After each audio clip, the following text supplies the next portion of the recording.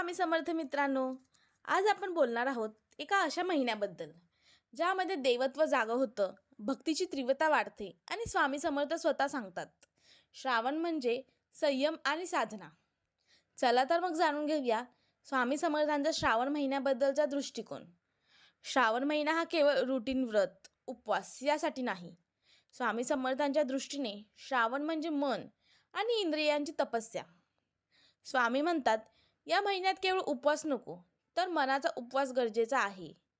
संताप, मोह, तृष्णा यांचा त्याग करा. देवाला जेवढं भावाने साधाल तेवढंच अनुभव मिळेल. स्वामी भक्तांना सांगायचे, श्रावणात एक तरी दिवस तुमचं मन पूर्ण माझ्यात अर्पण करा, मी तुम्हाला नक्की उत्तर देईन. स्वामींचं सांगणं असायचं, बोल कमी, सेवा जास्त. हे श्रावणातल्या खऱ्या भक्तांसाठी व्रत आहेत.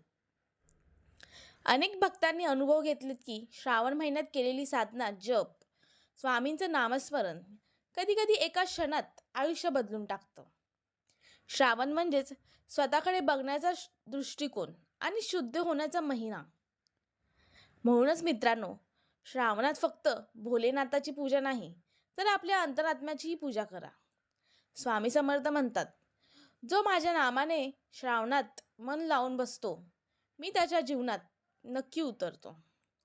तर या श्रावण महिन्यात स्वामी समर्थांचं नामस्मरण करा, सेवा करा आणि त्यांची कृपा अनुभवा. श्रावणात देवाच्या कृपेची वाट बघू नका, स्वतः कृपेस पात्र व्हा. स्वामी समर्थ सर्व काही पाहत आहेत. फक्त मन शुद्ध ठेवा आणि नामस्मरण करत राहा. तुम्हालाही श्रावणात स्वामींचा अनुभव आला आहे का? तर कमेंटमध्ये नक्की सांगा. आणि व्हिडिओ आवडला असेल तर लाईक करा.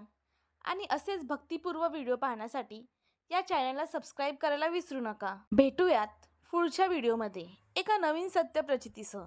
तोपर्यंत जय जय स्वामी समर्थ.